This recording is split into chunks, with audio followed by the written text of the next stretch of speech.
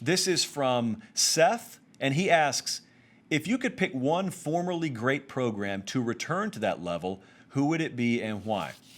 So I was telling Colin, this was a coin flip for me. It was going to be Florida State or Miami. That's who it was going to be. And so I flipped a coin, and it landed on Florida State. So I'm going to pick Florida State. Could just as easily be Miami, pretty much for the same reasons here. Number one, I love the brand of Florida State. Now, the branding of Florida State, I love right on par with any program in America. I made it a point. I got to go down there a few years ago when they played Clemson. That was Deshaun Watson's Clemson team. When they came into Doak, and it was a close game. It was the only time I had ever been there. I was on the field for that game. Great atmosphere.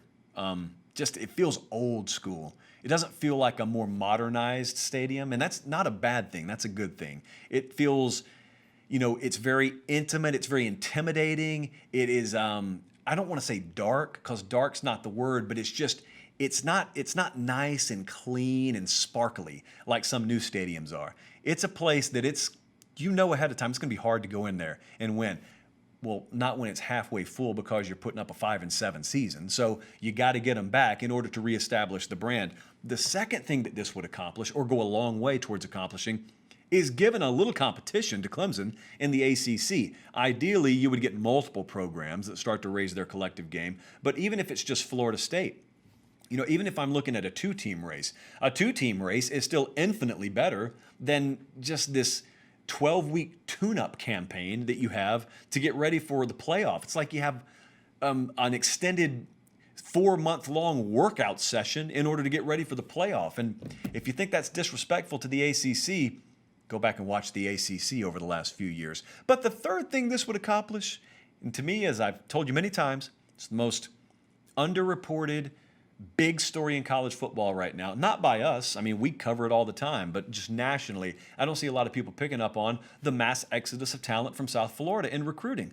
And it's because, it's no mystery, the Florida Gators do not have an elite recruiting staff. They got a good one, and they're a good program right now, so they're the most attractive option. But Florida State is very subpar, and they just made a change at coach, so remains to be seen what that staff will do. And Miami's been very subpar for a long time. And they just made a coaching change a year ago. So it remains to be seen what that staff's going to do long term. But you don't have an option. If you're a kid from South Florida, you don't have an option currently anywhere within driving distance, being 3 hours, being driving distance, of your home to go to if you want to know that you're going to be put in the best position to compete for championships and to maximize your future draft potential. That's not to say that you couldn't go to Miami and be a top 10 pick. That's not to say that. What place gives you a better percentage chance of achieving all that?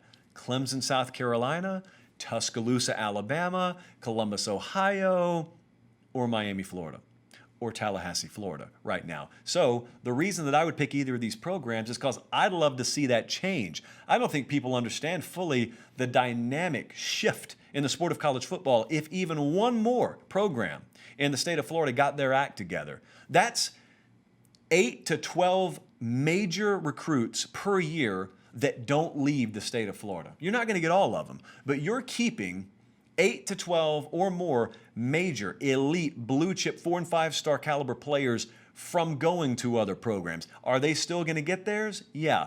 But when you got a sport that at the top level, think about Ohio State versus Clemson, the very top, the playoff caliber level, when those games are as close as they are, when the margins are as thin as they are, and you got 8 to 12 kids, elite kids from the state of Florida no longer leaving Florida, what if that's just one less first down for you? What if that's one less sack on 4th and 4? You never know what that could do and the ramifications it could have for the rest of the sport, not to mention what it could obviously do for Florida State or for Miami.